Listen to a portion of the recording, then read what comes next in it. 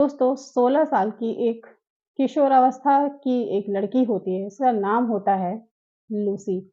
Lucy जो है London में रहती है और उसे अपने माता-पिता के साथ जो है देखा जाता है एयरपोर्ट पर जबरन वो अपनी बेटी लूसी को जो है इंडिया आने वाली फ्लाइट में लेकर आते हैं। उन तीनों को ही भारत आना था, इंडिया आना था लंदन से और इसीलिए लूसी के माँ-बाप जो हैं उसे लेकर जो है फ्लाइट से इंडिया आते हैं। दोस्तों 8-10 घंटे की जर्नी को पूरा करने के बाद वो दिल्ली एयरपोर्ट पे उतरते हैं और फिर उसके बाद जो है वो वहाँ से सीधे एक कैब बुक करते हैं जो कि वृंदावन के लिए जाती है। कैब बुक कर लेते हैं तीनों जिसमें लूसी और उसके माँ-बाप होते हैं, दोनों हस्बैंड-वाइफ। ये तीनों जो हैं कैब के द्वारा वृंदावन धाम में पहुँचते हैं। दोस्तों दोनों अपनी बेटी से बेइंतहा नफ़रत करते हैं क्योंकि जो उनकी बेटी होती है, वो अब उनसे नाता तोड़ना चाहती है, उनसे अपना रिश्ता ख़त्म करना चाहती है। आखिर उसके पीछे रीज़न क्या होता है, उसके पीछे कारण क्या होता है? कोई भी माँ-बाप जो हैं वो अपने बच्चे के लिए, अपनी बेटी या बेटे के लिए हमेशा एक सही रास्ता चुनते हैं। लेकिन वो तब हताश हो जाते हैं जब जब उनकी जो संतान होती है वो अपने ही मन से किसी गलत रास्ते पर या फिर किसी ऐसे मार्ग पर चल पड़े जो कि सही नहीं होता है। और लूसी के माँ-बाप के साथ भी कुछ ऐसा ही हो रहा था। धर्म से रिलीजन से वो लोग क्रिश्चियन थे, ईसा मसीह की पूजा करते जीसस क्राइस्ट की। लेकिन वो अपनी बेटी को वृंदावन धाम में ले आते हैं और एक बहुत ही जो है भीड़-भाड़ वाली जगह पर छोड़कर उसे वापस चले जाते हैं। दोस्तों, लूसी जब अपने माता-पिता से अपना हाथ छुड़ाती है, उसकी आँख में एक बार भी आँसू नहीं आता। उसके माँ-बाप को थोड़ी-सी उसकी चिंता ज़रूर होती है क्योंकि वो बच्ची होती है, एक लड़की होती है, अभी उसके अंदर समझदारी नहीं होती, किसी भी तरह की मैच्योरिटी नहीं होती। उन्हें थोड़ी चिंता तो होती है, लेकिन वो फिर भी उसे वृंदावन धाम में छोड़कर चले जाते हैं। तो दोस्तों, आखिर वो 16 साल की लड़की जो वृंदावन आई थी, आखिर वो क्यों आई थी? उसके साथ वृंदावन धाम में क्या-क्या घटना घटी, कैसी-कैसी समस्याओं को उसे सामना करना पड़ा और फिर दोस्तों, वो खुद को गोपी मानती थी। वो हमेशा अपने माँ-बाप से ये कहा करती थी कि मेरा नाम लूसी नहीं, मेरा नाम जो है विशाखा है। मैं भगवान श्री कृष्ण की सखी, उनकी गोपी हूँ विशाखा। लूसी नाम से मुझे मत बुलाया करो। ये सारी बातें वो अपनी ही लैंग्वेज में अपने माँ-बाप से बोलती थी, जो कि अंग्रेज़ी होती है, उनकी जो लैंग्वेज होती है, उसी भाषा में वो अपने माँ-बाप से और अपने वहाँ के जो निवासी थे, अगल-बगल के लोग और आस-पड़ोस के, उन सबसे वो ये सारी बात कहा करती थी और वहाँ पर उस लड़की को पागल कहा जाता था। क्योंकि ना तो वहाँ पर किसी को हिंदू माइथोलॉजी का ज्ञान था, हिंदू धर्म से संबंधित, देवी-देवताओं से संबंधित किसी भी चीज़ों का वहाँ पर उन लोगों को ज्ञान नहीं था। दोस्तों लूसी जो है, जब उसका जन्म होता है करीब 15-16 साल पहले, वो एक बेहद प्यारी-सी बच्ची होती है और माँ-बाप उसे जो है बहुत ही जतन से उसकी सेवा करते हैं, उसका पालन-पोषण करते हैं क्योंकि वो अपने पेरेंट्स के शादी के काफ़ी सालों के बाद उसका जन्म हुआ था। इसलिए जो है दोस्तों, वो अपने माता-पिता की लाडली संतान थी। दोस्तों जैसा लंदन का कल्चर होता है, वहाँ के सोसाइटी के हिसाब से, वहाँ के चलन के हिसाब से वो अपनी बच्ची का जो है, जब वो 5-6 साल की हो जाती है तो स्कूल में एडमिशन कराते हैं। वहाँ जाने के बाद उसके स्कूल से जो उसके टीचरें होती हैं, वो काफ़ी कंप्लेन करती है कि ये न जाने किस भाषा में बात किया करती है। क्योंकि वो अक्सर अपने स्कूल में बच्चों से, अपने दोस्तों से और जो उनकी टीचरें होती थी, उनसे वो हमेशा हिंदी भाषा में बात करती थी। जबकि लूसी को हिंदी का ना तो कभी किसी ने ट्रेनिंग दी, ना उसके माता-पिता ने कभी उसे हिंदी में बात की, लेकिन अपनी मूल लैंग्वेज को छोड़कर वो हमेशा जो है हिंदी और संस्कृत में अपने दोस्तों और अपने टीचरों से बात किया करती थी। कई बार कंप्लेन आए थे। वो लोग उन लोगों ने, उसके जो माता-पिता थे, उन लोगों ने उसे सुधारने की भी कोशिश की, लेकिन ना जाने उसके क्या संस्कार थे कि उसे ज़रा भी वहाँ की लैंग्वेज नहीं आती थी, उसे हिंदी और संस्कृत ही बोलना आता था। और फिर हुआ वही जिस बात का डर था। बहुत ज़्यादा जब कंप्लेन आने लगी, तो उसे स्कूल से जो है नोटिस दिया गया कि जो भी उसकी प्रॉब्लम है लैंग्वेज की, उसे सुधारा जाए, नहीं तो फिर स्कूल में जो है वे उस बच्ची को नहीं रख सकते क्योंकि उसका असर और भी बच्चों पर पड़ेगा। बहुत ही ज़्यादा उसके माता-पिता को दुःख हुआ और आखिर में स्कूल से उसे हटा दिया गया। वो वहीं पर रहने लगी और एक दिन दोस्तों उसने एक ऐसी ड्राइंग बनाई, जिस ड्राइंग को देखकर उसके माता-पिता दंग रह गए। उसके पास ढेर सारे पेंसिल, कलर सब कुछ था और एक दिन वो पता नहीं किस सोच में बैठी थी और उसने पेपर पर देखते ही देखते भगवान श्री कृष्ण की एक बेहद मनमोहक सी तस्वीर, एक फ़ोटो बना डाली। और जबकि लूसी ने या उसके परिवार वालों ने उससे पहले कभी भी भगवान श्री कृष्ण की ना तो फ़ोटो देखी थी और ना ही जो है उनकी कहीं मूर्ति देखी थी, ना पूजा की थी। ना वो किसी टेम्पल में आज तक गए थे, ना ही वो कभी वृंदावन आए थे और ना ही उन्होंने कभी गीता आदि का ज्ञान सुना था या फिर उसे कभी पढ़ा, ऐसा कुछ भी नहीं था। भगवान श्री कृष्ण सिर्फ़ उसकी कल्पनाओं में थे, लेकिन वो कल्पना सच कैसे थी, वो किसी को समझ में नहीं आता। उसने भगवान श्री कृष्ण की एक बेहद सुंदर सी फ़ोटो बनाई और वो तस्वीर बन के रेडी हो गई, तो उसे देखते ही लूसी की आँखों से जो है आँसू छलक पड़े। ऐसा लगा मानो भगवान श्री कृष्ण से उसे कितना प्रेम हो, भगवान को वो कितना ज़्यादा जानती हो और उनके लिए उसके दिल में कितना स्नेह, कितनी जो है जिज्ञासा भरी हुई है। जी भर के रोती है वो उस फ़ोटो को देखकर और फिर उस फ़ोटो को वो अपनी ड्राइंग को जो है अपनी मम्मी और अपने पापा को वो दिखाने के लिए ले जाती है। लेकिन पसंद तो क्या वो उसका विरोध करते हैं, क्योंकि उन्होंने भगवान श्री कृष्ण का नाम तो सुना था, पहचानते भी थे वो उस तस्वीर को, लेकिन उन्हें बिल्कुल ये बात पसंद नहीं थी कि किसी दूसरे धर्म के जो देवी-देवता होते हैं, उनकी फ़ोटो हमारे घर में कोई बनाए या फिर कोई लगाए। बस यहीं से लूसी की जो है, वो ऐसी उसकी एक जर्नी शुरू होती, जो उसकी लाइफ़ को बदल के रख देती है। अब हर रोज़ दोस्तों, लूसी अक्सर ही भगवान श्री कृष्ण की वो फ़ोटो बनाने लगी थी। धीरे-धीरे वो जो है बड़ी होने लगी और एक दिन वो अपने आप को कमरे में बंद कर लेती है। उसकी जो माँ होती है वो घंटों दरवाज़े को नॉक करती है, खटखटाती है, लेकिन वो दरवाज़ा नहीं खोलती। जो उसकी माँ होती है वो अपने हस्बैंड यानी लूसी के फ़ादर को, उसके पिता को फ़ोन लगाती हैं और घर पे आने को कहती हैं। जब उसके पिता घर आते हैं तो दरवाज़े को तोड़ने की कोशिश करते हैं, तब जाके लूसी दरवाज़ा खोलती है और खुलने के बाद उसके पिता जो होते हैं, जो दृश्य देखते हैं, वो देखकर उनके होश उड़ जाते हैं। वो देखते हैं कि लूसी जो है, अपने चेहरे पर ढेर सारा मेकअप लगाकर जो है, एक गोपी का रूप बनाकर उसने रखा हुआ है। अपने बालों में लंबी-सी चोटी लगाई है, पैरों में मोटे-मोटे घुंघरू पहने हैं, पैरों में आलता लगा है और चेहरे पर बेहद प्यारी-सी मुस्कान है। बस देखकर ऐसा लग रहा था कि कोई देवी उतर कर आ गई, लेकिन वो उसे पहचान नहीं पा रहे थे कि आखिर ये इस रूप में क्यों है। लूसी जो है, वो उस समय अपने आप को एक गोपी के भेष में, एक गोपी के रूप में रेडी करती है, उसे तैयार करती है और बार-बार शीशे में देखती है। कभी शीशा देखती है, कभी जाकर वो भगवान श्री कृष्ण की उस ड्राइंग को निकाल कर देखती है और देख-देख कर मुस्कुराती है। जब भी उसके पेरेंट्स उससे पूछते हैं कि तुम ये सब क्यों करती हो? कहीं तुम्हारा दिमाग तो नहीं खराब हो गया? वो हमेशा यही कहती है कि पापा, मुझे भगवान श्री कृष्ण से मिलना है। मैं उनके पास से ही यहाँ पर आई हूँ और मुझे वापस उनके पास जाना है। उसके पिता को श्री कृष्ण के बारे में कुछ भी नहीं पता था। फिर उसके बाद वे दोनों इंटरनेट पर भगवान श्री कृष्ण के बारे में जानकारी इकट्ठी करने के प्रयास करते हैं। पहले उन्हें लगता है कि उनकी बेटी की ये पूरी कल्पना है, ये सब कुछ नहीं है, उसकी मनगढ़ंत कहानियाँ हैं।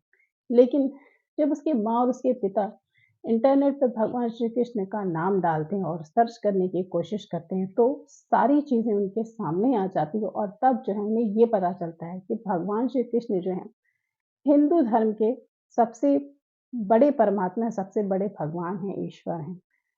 तब उनका जो दिमाग होता है वो और भी ज़्यादा शॉक्ड हो जाता है, वो सदमे में आ जाते हैं कि जब आज तक मेरी बेटी कभी भारत ही नहीं गई, ना तो उसने हिंदू धर्म से संबंधित किसी किताब को पढ़ा, फिर वो ऐसा कैसे कर सकती है? जानकारी देखते-देखते दोस्तों, वो गोपियों तक पहुँचते हैं कि गोपियाँ कौन थीं और जब गोपियों के बारे में वो पढ़ते हैं, तो फिर उन्हें एक ऐसी चीज़ पता चलती है, जिसे सोचकर और देखकर वो हैरत में पड़ जाते हैं। उन्होंने एक जगह एक गोपी का नाम पढ़ा, जहाँ पर लिखा था विशाखा। दोस्तों, लूसी हमेशा बचपन से ही अपने डैडी से कहा करती थी कि मेरा नाम जो है वो विशाखा है, लूसी मेरा नाम नहीं है। और देखता है वो कि वहाँ पर जो विशाखा नाम की एक भगवान श्री कृष्ण की सखी होती है, उनके भाषा में जिसे फ्रेंड बोलते हैं या गर्लफ्रेंड बोलते हैं, वो होती है। तब जो है उसके पिता का दिमाग थोड़ा-सा इधर-उधर दौड़ता है कि इसका जो संबंध है, जो कनेक्शन है, वो तो भगवान श्री कृष्ण की पुरानी जो मैथोलॉजी, जो हिंदू धर्म के सिद्धांत हैं, उन सब से जुड़े हुए हैं। उन्हें ऐसा लगता है कि शायद मेरी बेटी ने कहीं पर कृष्णा जी से रिलेटेड किताब को पढ़ा या फिर स्कूल में उसे कोई एक्टिविटी कराई गई है या फिर वो किसी ऐसे शख्स से मिली है जो कि भगवान श्री कृष्ण को मानता है, लेकिन ऐसा तो कुछ भी नहीं था। का जो है घर से आना-जाना बिल्कुल बंद हो जाता है क्योंकि वहाँ पर लोग उसका मज़ाक उड़ाने लगे थे और सबको ऐसा ही लगता था कि जो लूसी है वो पागल हो चुकी है क्योंकि वो बहुत ही अजीब-अजीब सी जो है घटनाएँ करने लगी थी, अजीब-अजीब सी बातें वो करने लगी थी।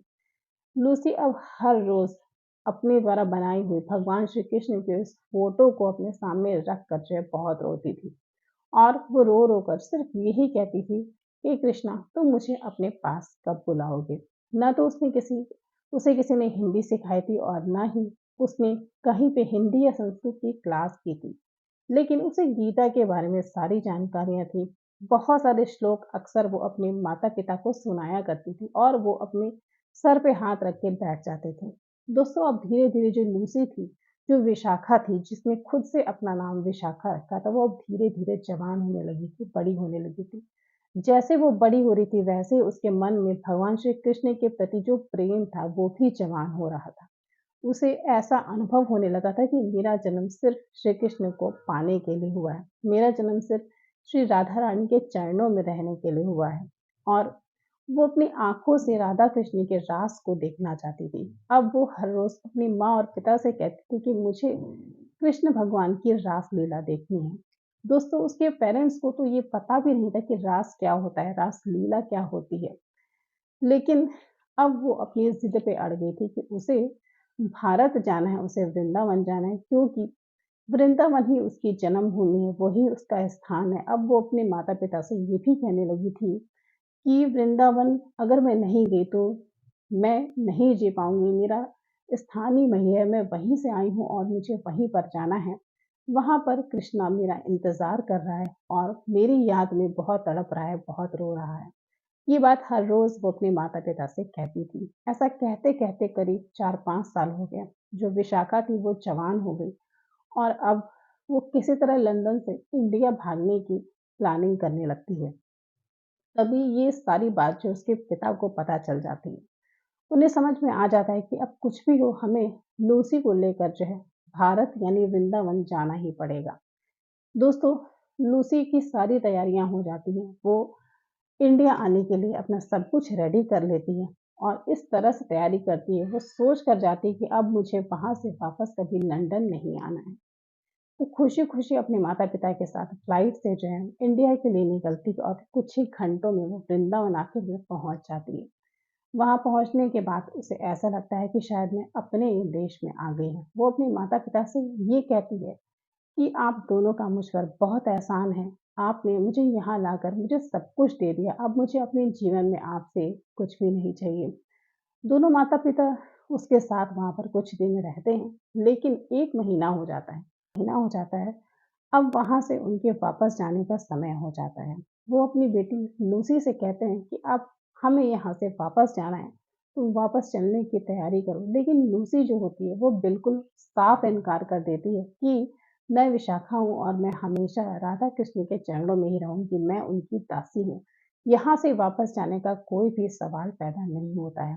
उसके जो माता-पिता होते हैं वो हार जाते हैं, उसे समझाते-समझाते उनकी जो सारी कोशिशें होती हैं वो नाकाम होती हैं और आखिर में 2-3 महीने के बाद उन्हें खाली हाथ वापस लंदन जाना पड़ता है क्योंकि उनका कारोबार, काम, घर सब कुछ वहीं पर था। अधिक दिन तक वो सब कुछ छोड़कर वो यहाँ पर नहीं रह सकते थे।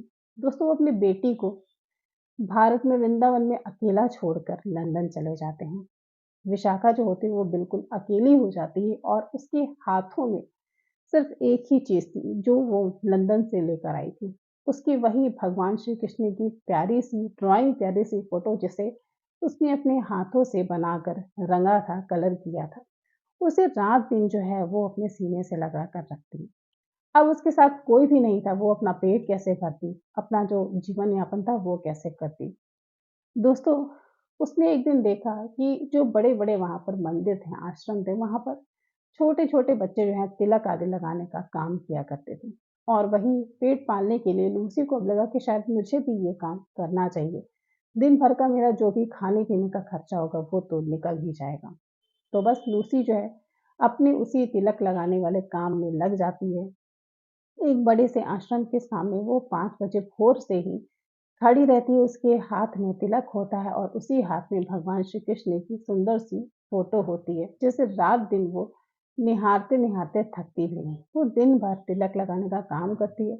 शाम को वो करीब 400-500 रुपए जो है कमा लेती है और ऐसे ही उसका गुज़ारा होने लगता है। एक दिन दोस्तों, तिलक लगवाने उसके पास एक ऐसा शख्स आता है, जो उसे मिलकर उसे गुमराह करने की कोशिश करता है। वो लूसी से कहता है कि मैं तुम्हें रहने के लिए घर दे सकता हूँ। लूसी को लगता है कि शायद भगवान श्री कृष्ण की उस पर कृपा हो गई है। वो उस शख्स पर विश्वास कर लेती है और उसके साथ रूम के लिए वो चल पड़ती है। हो सकता है वो सोचती है कि क्या पता ये शख्स मुझे कहीं रहने के लिए जगह दिला दे, क्योंकि लूसी करीब 1 साल से फुटपाथ पर ही रह रही थी, कभी आश्रमों में रह रही थी, लेकिन वहाँ पर उसकी जान-पहचान का कोई नहीं रहा, इसलिए उसे रहने में बहुत ही ज़्यादा समस्या हो रही थी। दोस्तों, वो जो शख्स था, उसे एक सुनसान गली में लेकर जाता है, जहाँ बिल्कुल अंधेरा होता है, रात हो चुकी होती है। एक वहाँ पर बहुत ही विशाल सा बरगद का पेड़ होता है।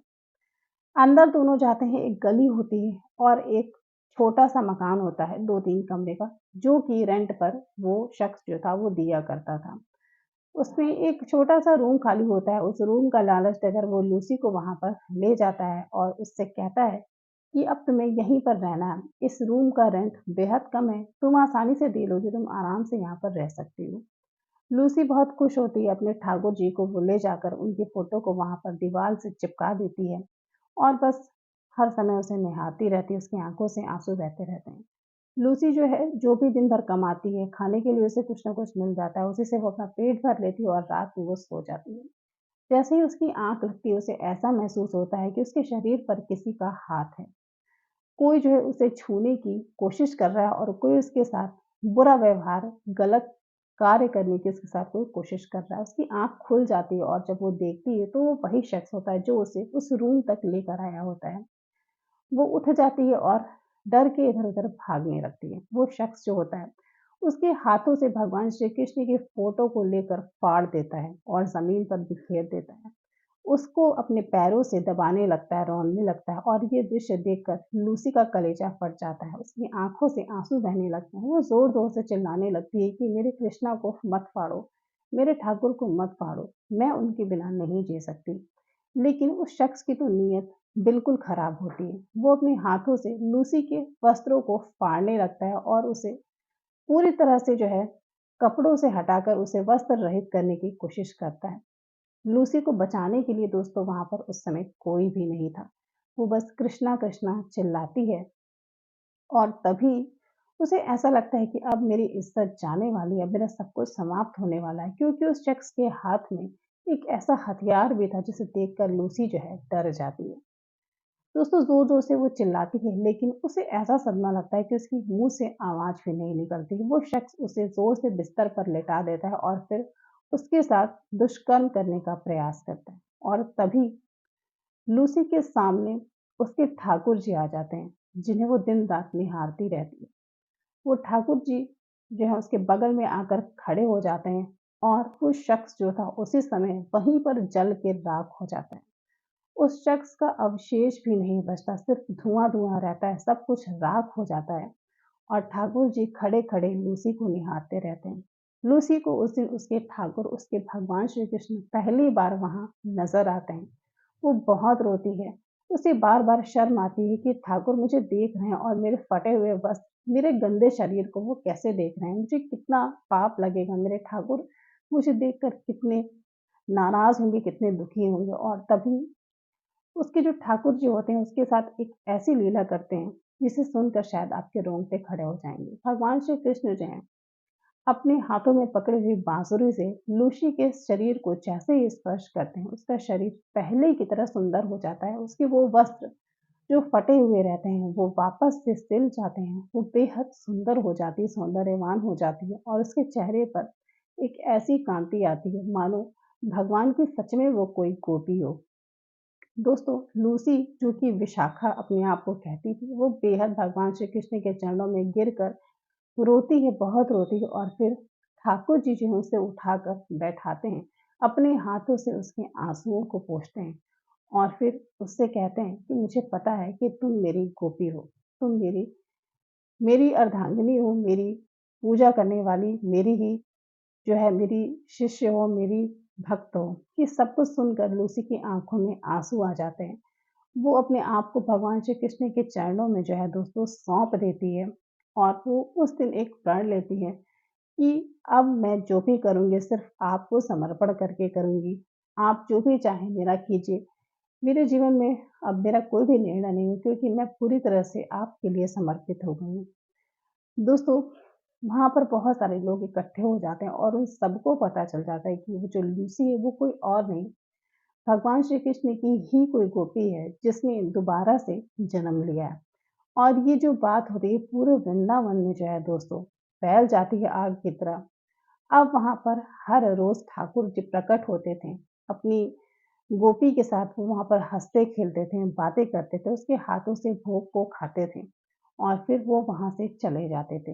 ये लीला अब वहाँ पर हर रोज़ होती थी। दोस्तों, 3-4 साल ऐसे बीत जाते हैं और लूसी जो है वहाँ पर भगवान श्री कृष्ण की भक्ति में लगी रहती हैं। ठाकुर जी हर रोज़ उसके पास वहाँ पर आते हैं, उसके साथ लीलाएँ करते हैं, खेलते हैं, खाते हैं, उसे प्रेम करते हैं और फिर चले जाते हैं। ऐसे करते-करते काफ़ी वर्ष बीत जाता है। और एक दिन जो है लूसी को एक ऐसा सपना आता है, जो उसे झकझोर के रख देता है। वो स्वप्न में उस दिन अपने माता-पिता को देखती है। देखती है कि उसकी माँ जो है वो बिस्तर पर लेटी हैं, वो बेहद बीमार हैं और उनकी तबीयत बहुत खराब है और उसके जो पिता हैं वो भी इस संसार से जाने वाले हैं, वो बहुत वृद्ध हो गए हैं। उस दिन जब ठाकुर जी उसके पास आते हैं, उससे बातें करते हैं तो अपने दिल की सारी बातें उनसे कहती है कि मुझे अब मेरे माता-पिता स्वप्न में दिखते हैं। ठाकुर जी अपनी गोपी से यानी कि लूसी से कहते हैं कि जब मैं हूँ तो तुम्हें फ़िक्र करने की क्या ज़रूरत है? जितना तुम्हें अपनी चिंता नहीं उससे कहीं ज़्यादा जो है मुझे अपने भक्तों की, अपनी गोपियों की चिंता होती है। दोस्तों लूसी के जो माता-पिता होते हैं वो लंदन में होते हैं, बेहद बुरी स्थिति में होते हैं क्योंकि वो काफ़ी बुड्ढे हो चुके होते हैं, उन्हें बीमारी हो गई रहती है। एक दिन उसके जो पिता होते हैं वो रो-रो कर अपनी बेटी को याद कर रहे होते हैं और तभी उन्हें बाँसुरी की धुन सुनाई देती है। भगवान श्री कृष्ण वहाँ पर प्रकट होते हैं और लूसी के माता-पिता को जो है अपना दर्शन देते हैं। अपने हाथ से उनके सर पर स्पर्श करके उन्हें आशीर्वाद देते हैं और फिर उसे बताते हैं कि जो उनकी बेटी है वो कोई साधारण बच्ची नहीं, वो उनकी ही गोपी है जो अब उनकी भक्ति करती है और उनके साथ ही रहती है। भगवान श्री कृष्ण के दर्शन करने के बाद दोस्तों उन दोनों के प्राण छूट जाते हैं और उन दोनों की सदगति होती है। ये सब कुछ लूसी को यहाँ पर स्वप्न में दिखता है, जो वहाँ पर उनके साथ होता है। दोस्तों, अब लूसी जो है पूरी तरह से भगवान श्री कृष्ण की सेवा में समर्पित हो जाती है। धीरे-धीरे वो भी जो है बुद्धि होने लगती है और अब वो भगवान श्री कृष्ण के प्रति जो उसका प्रेम होता है, जो उसका माधुर्य भाव होता है, बहुत ही ज़्यादा वो बढ़ जाता है। वो कृष्ण को अपना पति मानने लगती है, स्वयं को अपनी अपनी जो है वो पत्नी मानने लगती है और फिर भजन करते-करते उसका सारा समय वृंदावन में बीत जाता है। वहाँ के जो लोग थे वो उसे गोपी कहकर ही गोपी माता कहकर वहाँ का के लोग उसे बुलाने लगते हैं। अब वो बहुत वृद्ध हो जाती है, करीब 20-30 वर्ष हो जाते हैं। अगल-बगल के लोग जो हैं अक्सर उससे सत्संग सुनने आया करते हैं। उसके साथ भजन कीर्तन करने आया करते हैं और सभी उसे बेहद प्यार करते हैं।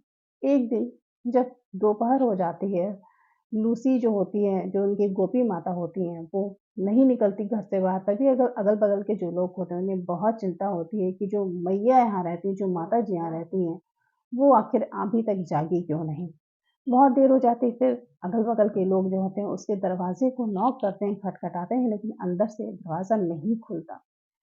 वो लोग जो है दरवाज़े को तोड़ने का प्रयास करते हैं और जब दरवाज़ा टूटता है दोस्तों, तो जो दृश्य होता है वो देखकर हैरत में पड़ जाते हैं। जैसे ही दरवाज़ा खुलता है, उस कमरे से बेहद प्यारी गुलाबों की सुगंध आती है। ऐसी सुगंध आती है मानो किसी गुलाब के बगीचे में खड़े हों। प्यारी-सी सुगंध और वो कमरा एक दिव्य प्रकाश से भरा होता है। पूरे कमरे में फूल ही फूल बिखरे होते हैं, खुशबू ही खुशबू बिखरी होती है चारों तरफ और वहीं बिस्तर पर जो उनकी गोपी मैया होती हैं, वो लेटी रहती हैं। उनके शरीर से प्राण अब निकल चुके रहते हैं और उनकी छाती से, उनके सीने से दोस्तों ठाकुर जी की, भगवान श्री कृष्ण की वही फ़ोटो लिपटी रहती है, जिसे कभी उस दुष्ट शख्स ने फाड़ के फेंक दिया था। अब वो फ़ोटो बेहद सही थी और उसे अपने सीने से लगाकर गोपी मैया ने प्राण त्यागे थे और उनको जो है गोलोक में भगवान श्री कृष्ण ने स्थान दे दिया था। सभी को बहुत दुःख हुआ कि माता जिन्हें छोड़कर चली गईं, लेकिन सच बात तो ये था कि उनकी भगवान श्री कृष्ण की जो गोपी थी, वो उनके साथ उनके गोलोक में ही चली गई थी। दोस्तों, इस तरह से ये जो सच्ची घटना, ये जो कहानी मैं आपको सुना रही हूँ, इसको पढ़ने के बाद मुझे एक बात का अनुभव ज़रूर हुआ था कि भक्ति कभी भी किसी के भी मन में फूट सकती है, क्योंकि वो जन्म जन्मांतर तक जो है इंसान के साथ रहती है। भक्ति और भजन एक ऐसा धन होता है जो कभी भी घटता नहीं है। हर जन्म वो बढ़ता रहता है और हर जन्म उसी स्थान पर, उसी समय से वो मिलना शुरू होता है जहाँ पर पिछले जन्म में उस शख्स ने जो है उसे छोड़ा होता है। तो जो गोपी माता होती हैं, जो लूसी होती है, वो गोलोक चली जाती हैं ठाकुर जी के साथ, और फिर उस स्थान पर गोपी मैया का एक मंदिर बन जाता है। वहाँ ठाकुर जी की स्थापना होती है और हर रोज़ जो है वहाँ पर भजन कीर्तन होता है। तो दोस्तों, ये एक पुनर्जन्म था, एक गोपी का, एक भगवान के परिकर का, एक सामान्य सी इंसान के रूप में। लेकिन आखिर में वो अपना अंश ढूँढते-ढूँढते अपने ठाकुर जी के पास आ ही गई थी। ऐसे ही दोस्तों, जो हमारे कर्म होते हैं वो ही तय करते हैं कि अगले जन्म में हम क्या बनेंगे। अच्छे कर्म, अच्छा प्रारब्ध जो होते हैं वो हमें अच्छा फल देते हैं, और जो हमारे बुरे कर्म होते हैं वो उसी तरह के फल को भोगने के लिए हमें वैसे ही योनि, वैसा ही शरीर देते हैं। तो दोस्तों, गोपी मैया की, लूसी की ये कहानी पुनर्जन्म की अच्छी लगी हो तो उसे शेयर करिएगा और मेरे चैनल को ज़रूर सब्सक्राइब कीजिएगा।